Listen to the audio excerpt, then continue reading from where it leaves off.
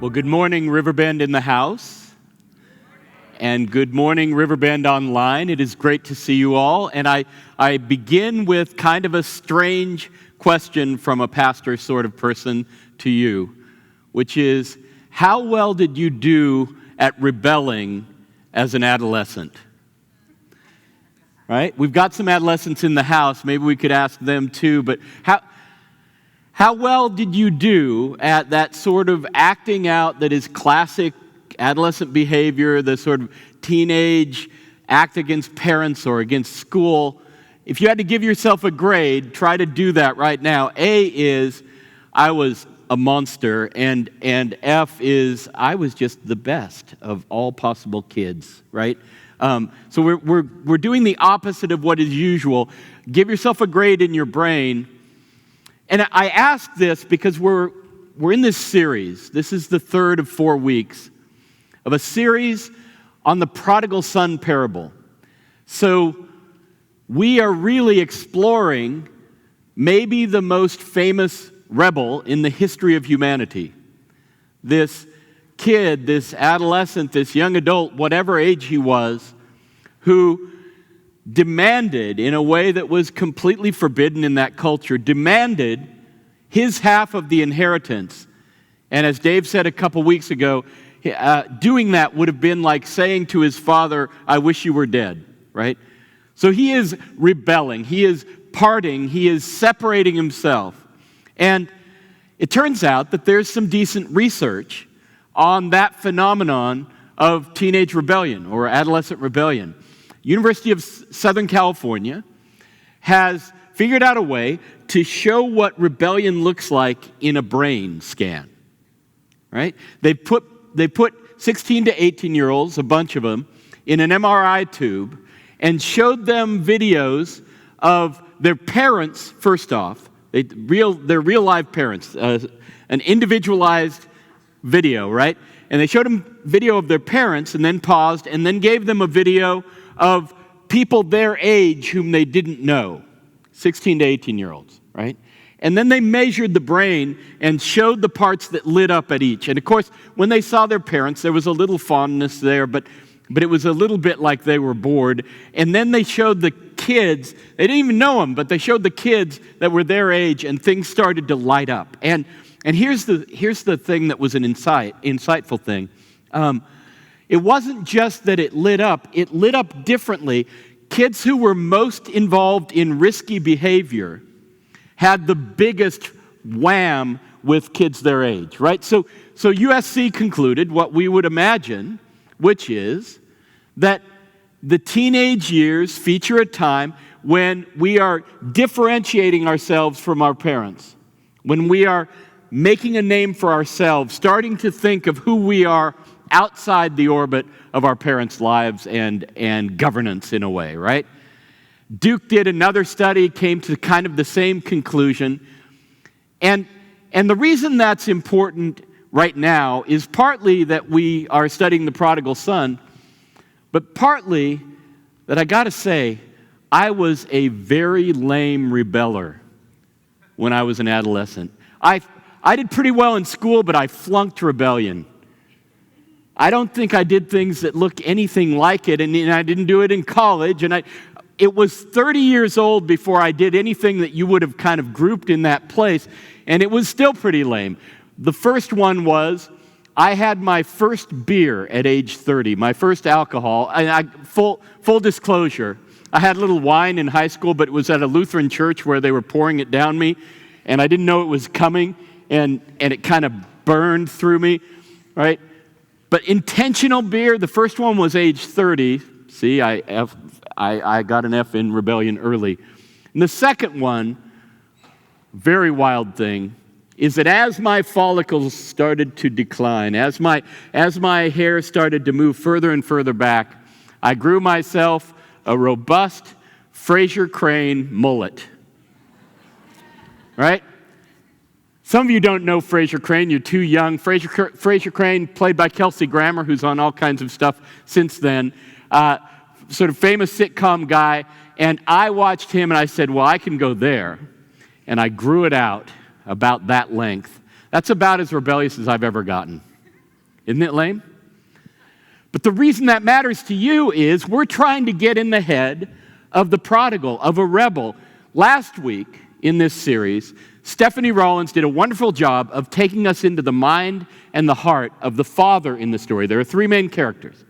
She took us into the mind and the heart of the father in the story in a beautiful way, and it was partly beautiful and effective because she's a mother of a teenager. And she took us through the trauma of that and how much it weighs on her and how much it makes her anxious. And it gave us access to the father that was sort of on the ground, real live experience. Next week, Nick is going to take us to the older brother, right? The famous or infamous older brother who's not very fond of his younger brother, the guy who's run away. And Nick is a brother, so he has some primary research on how that goes, right? I'm a lame rebeller, so I need your help if we're going to unpack the mind and heart of the prodigal. And the second part of our handicap this morning is that sometimes familiarity leads sort of to this, I got that parable already, or I already understand what Jesus means. Sometimes when we're familiar with a parable or a part of Scripture, we kind of close off that part of our brain and say, okay, I've got that one filed away. This is one of the most famous things Jesus ever said. That's a danger. So what we're going to do is look together again at the story and maybe ask some new questions of it. See if we can find ourselves in it eventually. And in order to do that as a starting point, you and I are going to be family counselors who are looking at his life and looking at the family system and all those things and trying to figure out exactly what happened here that made this guy run away. And then exactly what happened that made him come home. But before we do that, let's pray together. Will you pray with me? May the words that I say and the thoughts and ruminations that we all have here be yours, O God. For you are our rock and you are our Redeemer. Amen. All right, so we are going to understand this prodigal, and if we're going to do that, we kind of have to realize that he already has a reputation with us. Think of what picture comes to your mind when you hear the phrase prodigal son. Just give it a second. What picture, what kinds of free associated things come to your mind? And I bet in the first 3 or 4 would be carousing or drinking or womanizing. Am I right? A lot of preachers preach it that way. A lot of teachers teach it that way. But I want to look at the passage, actually, because the passage doesn't say that. I'll get to why we think that. But Jesus, when he's introducing the prodigal, doesn't say that he's a womanizer or a boozer or anything like that. Here's what he says in verse 13. Not many days later, the younger son gathered all he had. We've talked about how he demanded his half of the inheritance. Gathered all he had and took a journey into a far country, and there he squandered his property in reckless living. Now, there are dangerous forms of rebellion, and there are also sort of drinking and womanizing and all those things have recklessness in them, but they don't. The word reckless doesn't immediately summon that, right? So I've spent some time this week trying to decide what faces would come to mind if I hadn't heard all those sermons before, right? What faces, what people, what profiles of life would come to mind if I just read the parable for the first time and pictured what reckless might mean. And the first one, when I put reckless and rebel together, the first picture that came to mind was Steve Jobs. Why? Steve Jobs, highly successful tech magnate, right? Founder of Apple, amazing kind of cultural icon. So why does he come to mind when I talk about this prodigal, this failed son? Listen to the description. Jobs had difficulty functioning in a traditional classroom. He tended to resist authority figures, frequently misbehaved, and was suspended a few times. Steve Jobs had a reputation in his school for being a rabble-rouser, for being a malcontent, a discontent, for raising havoc in the hallways and in the classrooms because he didn't fit. He didn't fit. His mind was going here, and they wanted him to be here, and it just wasn't a good match. In fact, he was such a sort of renegade and rebel in that setting that he chose to go to Reed College. I don't know if you know Reed College, but it's sort of a place for people who rebel, right? It's a place, it's a pocket of the 60s and 70s where he might have felt right at home.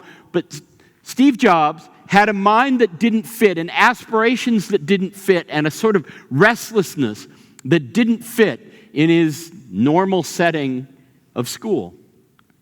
So he sort of did his version of running off to a faraway land and founded a tech empire. But I want to entertain for a second, was this the kind of thing that our prodigal did? Did our prodigal sort of leave home wanting to strike out for himself, this USC and Duke research, wanting to make a name for himself, and he just wasn't a farm boy kind of guy? Because we're going to find out that the older brother, next week we're going to find out the older brother was built to be a farm guy who was doing everything that his dad said on the farm, right? What if our guy just wasn't? What if he didn't fit there and he couldn't figure it out? And have you had times when you're in a role or a setting when the pressure just starts to build in you because it's not right? You don't fit. It could be a job, it could be a relationship, it could be something going on in a family, but there's this pressure that starts to build. What if our guy had that kind of pressure and wanted to go off to do the ancient equivalent of building a tech empire, but didn't do it too well? That's a possibility. The other face that came to mind this week as I put rebel and reckless together and thought about sort of finance and the world of where recklessness has been in finance, my mind went to that famous photo in 2008 during the meltdown, the financial crisis, when all these guys who were trading on the stock market are suddenly realizing how bad things are getting. It's just flying downward, and this guy is famous for just being aghast and kind of completely shocked by what's going on. Recklessness, all kinds of recklessness in lending, in investing, all kinds of things like that. Did our prodigal, go off and take this money and think, I'm going to double, I'm going to triple it, I'm going to make something here, and go off and bet on the wrong horse? Did he try to make money with money and lose money? I give these two examples, but there are a lot of ways, a lot of reasons, a lot of things that might drag this guy from the house, that might pressure him out of the house beyond simply wanting to go on a perpetual college spring break, right? There are a lot of things that might drive him away, that might qualify as reckless living. But whatever got him there, whatever put him out at the other end, it didn't work. All we know about this guy so far is that he left home and he lost his money, and that somehow Jesus portrays the way he did that as reckless. So, if that's all we know about him, let's figure out how he responded, or exactly what consequences there were to these decisions that he had made. And that brings us into the next part of the parable, and what the results were. So in verse 14 and 15 and 16, it says, about this time, when he had spent everything, a severe famine arose in the country, and he began to be in need. So this is catastrophically bad luck. Everybody has failed ventures. Everybody has times when things don't go their way. He had a time when things didn't go his way. He ran out of money. And at that very moment, when he would normally say, well, I'm going to try another startup if I'm the tech guy, or I'm going to look for more venture capital if I'm starting a new business, or whatever it is, at about that time, the whole place went into what would be an ancient recession. Famine hit, and an agrarian culture just kind of shut down because crops couldn't grow, and he had nowhere to go. And so he he had to turn to whatever was available, and he went and hired himself out to one of the citizens of that country who sent him into his field to feed pigs, right? And he was longing to be fed with the pods that the pig ate, and no one gave him anything. I want to talk about pigs for a second. Because we know generally that Judaism has a kosher way of eating, right? You may know the details, you may not know the details, but I bet everybody in the room knows there is kosher and not kosher in Jewish law and in Jewish diets. Pigs are anathema. Pork is anathema. Anything having to do with a pig is anathema. And in the ancient world that this guy ran around in and that Jesus ran around in that ancient world, the Jews were known for that. In fact, they were ridiculed for their disdain for pork or for their abstinence from pork. Everybody else around them ate it. They didn't, and people made fun of them for that. In fact, 200 years before Jesus was walking around, there was a Greek ruler called Antiochus Epiphanes, and when he really wanted to hammer down on the Jewish people, he had his soldiers force feed them pork. Can you imagine? They're trying to be faithful. They're trying to, read the Torah and circumcise their kids and eat kosher. And Antiochus had his soldiers go in and force feed pork. And if the people didn't eat it, they were thrown in jail or sometimes killed. There was a massive attempt to hammer down on the Jews. And one of the ways they did that was force feed pork. Now, some of you are saying anybody can put as much bacon in my mouth as they want. But this wouldn't have gone well for this guy because it was anathema. And we're 100 years after Jesus, we get another one.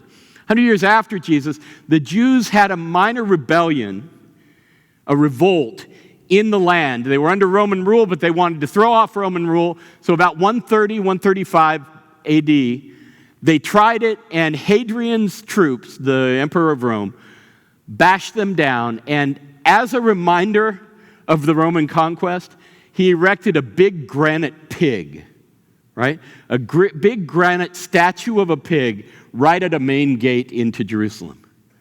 Do you see how outsiders looked at the Jews and persecuted them for being a pork-abstaining people, for their finickiness in their kosher diet?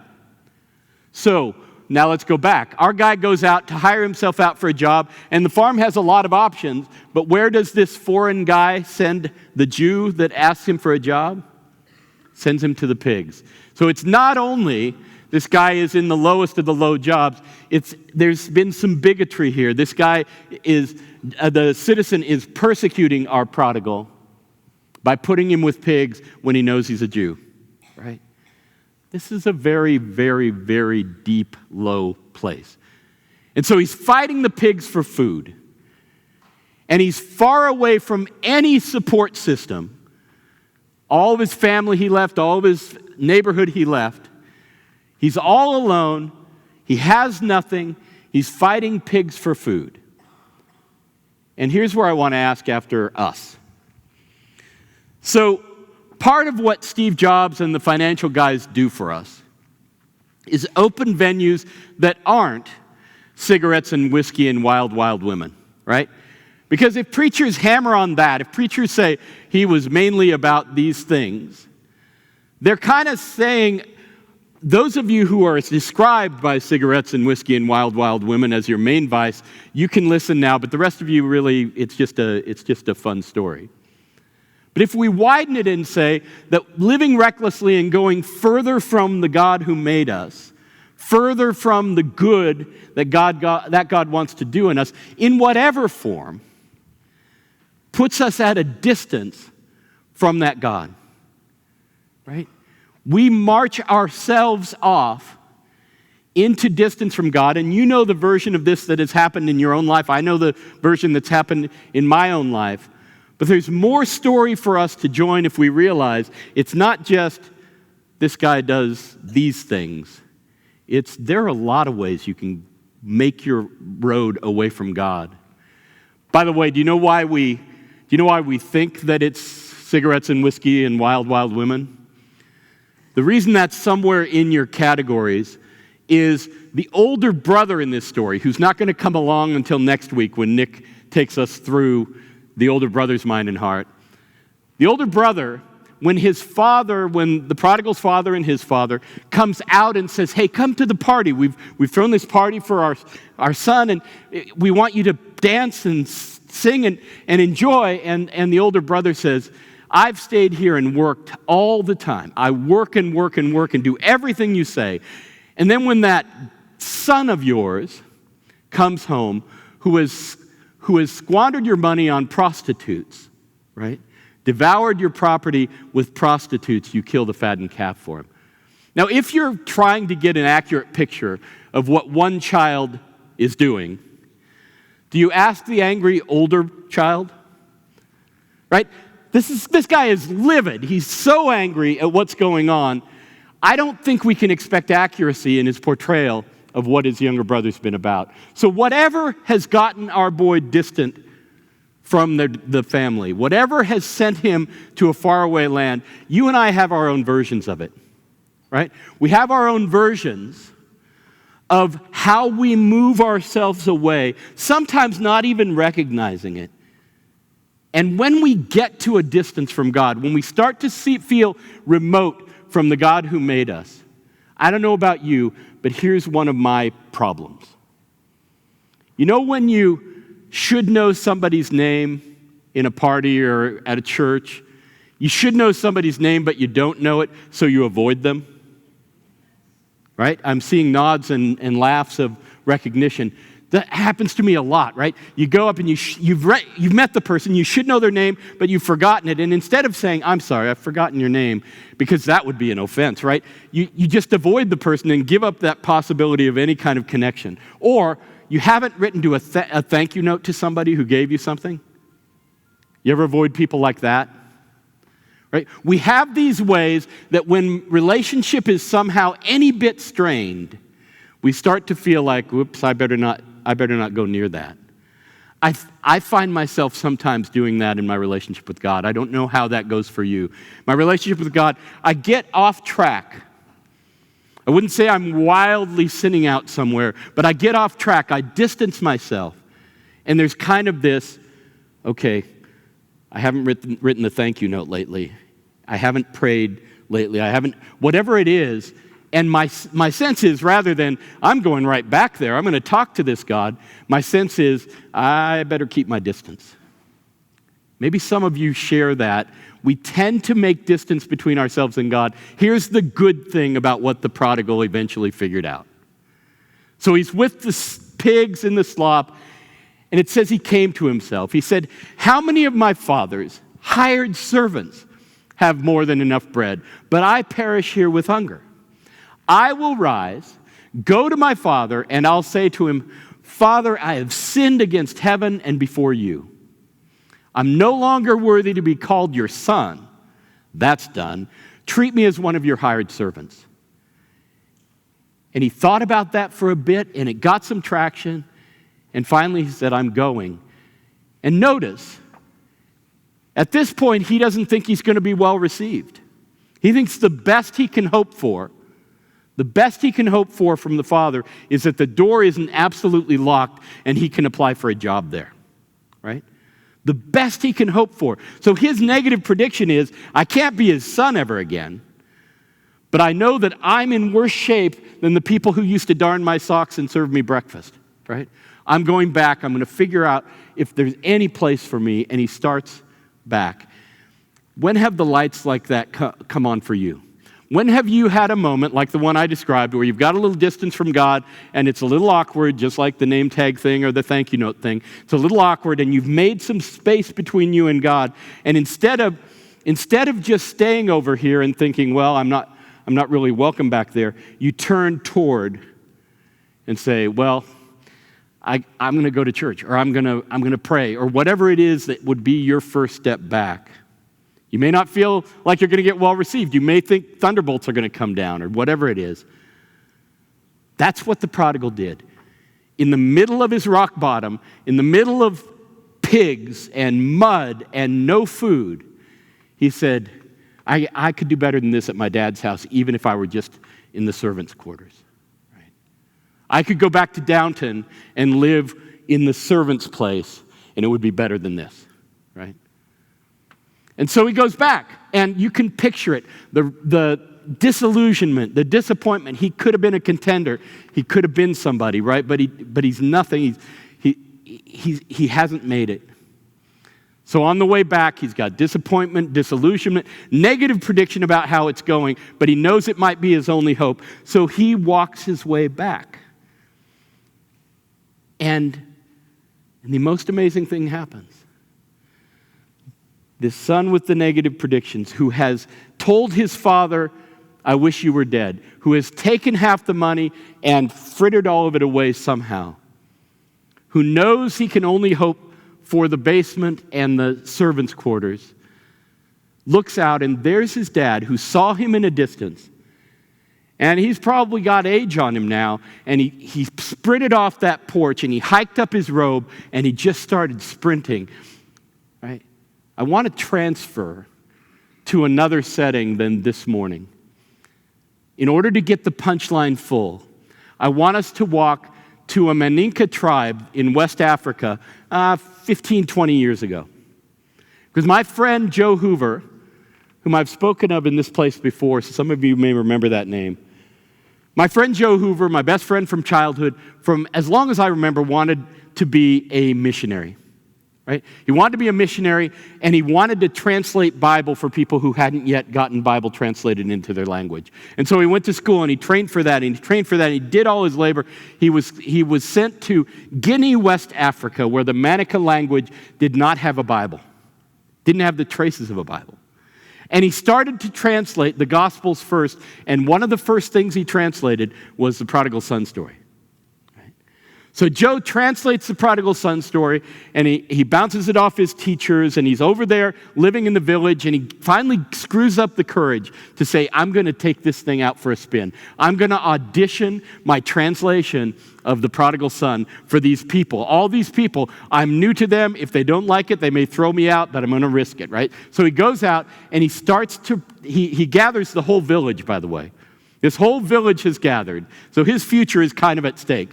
And he says, I've got a story for you. And they tell stories a lot in that tribe. I remember asking Joe, how do I get my kids to sleep at night? Because neither of our kids slept before age 3, and we didn't sleep for like 5 years, right?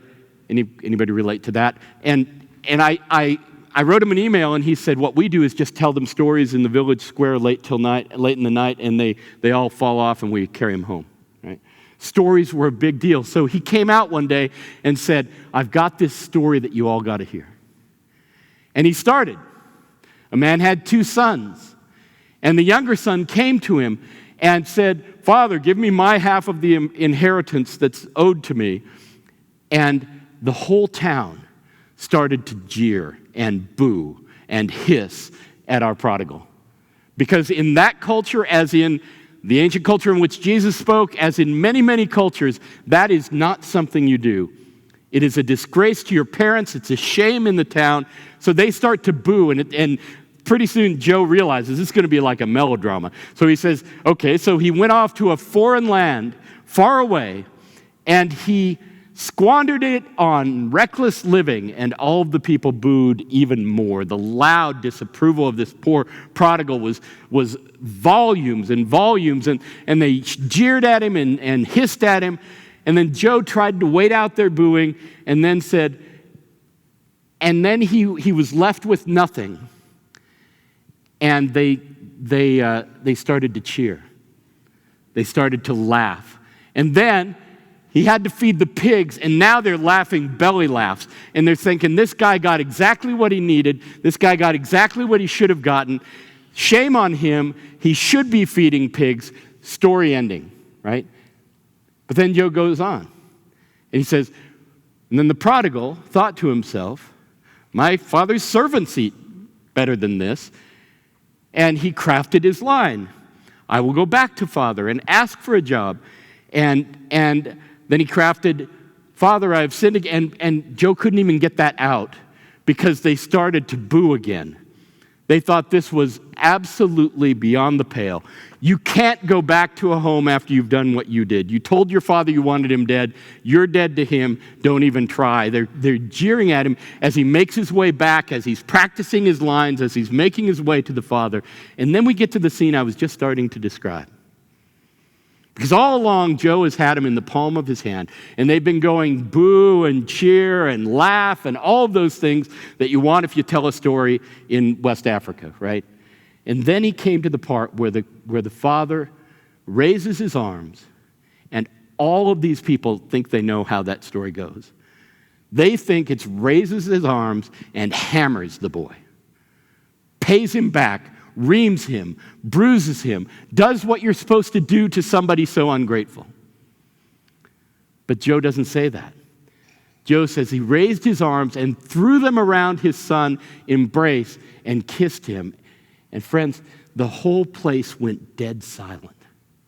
You've got a whole village of Maninka folks listening, wrapped on the edge of their seats, up and down, boo and laugh and cheer, and all those things. And all of a sudden, dead silence. And there they are with their mouths open because they've never seen a father like this.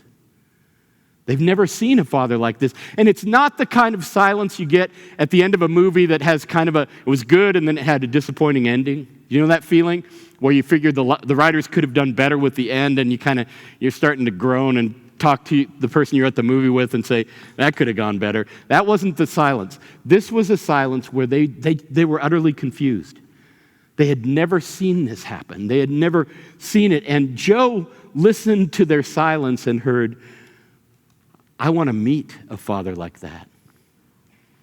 Friends, the prodigal son's story is about any of us who go to a distance from the God who made us, who go to a distance any way that we do it. Any of us who get to a margin, any of us who pull away from the God who made us. It's designed to tell us that the right behavior in that place is not to keep our distance. Because the one on the other end is twice as reckless as we are. This father, aging, pulls up his robe and sprints breathless to throw his arms around a kid. And the God who made us is reckless enough to take on a Roman cross for us. Friends, like those ancient people who expected ill for our prodigal, like the prodigal himself, and like us, it's so easy to think that God has us on his bad list.